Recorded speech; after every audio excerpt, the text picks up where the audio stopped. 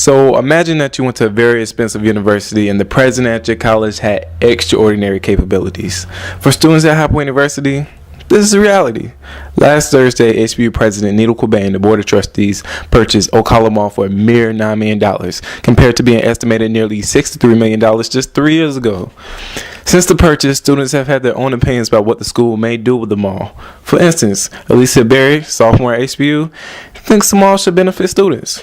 Be in the future either the $2.5 million science building or a residential area. I feel as though the campus needs to expand regardless housing wise because they don't have enough rooms for students, being that they're putting them in houses next year. Alicia is not the only one who feels like this. James Kamari, a junior at HBU, has been hearing the same thing around campus. I don't necessarily know what they're going to do with the mall, but from what I'm getting around campus, the word is they're really going to turn into another student housing, or they're going to build a grad school. Student housing? Grad school? That's definitely not what students like Gabby Hunter and Jerica Curry, both sophomores at HBU, had in mind. They thought the school should go in a different direction.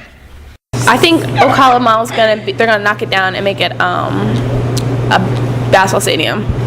Ocala Mall is probably gonna be a football stadium, and more money and more recruiters and all that kind of stuff.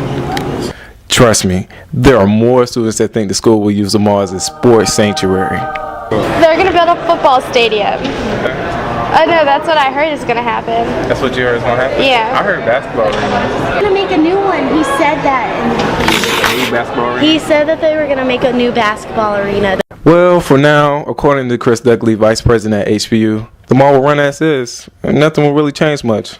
For the short term, Nick, the mall will continue to operate as a retail mall. Mm-hmm. We have hired CBL, the company that ran the mall before we purchased it, to continue running the mall. Okay. So the short-term impact, and for the foreseeable future, there will be very little impact on our students.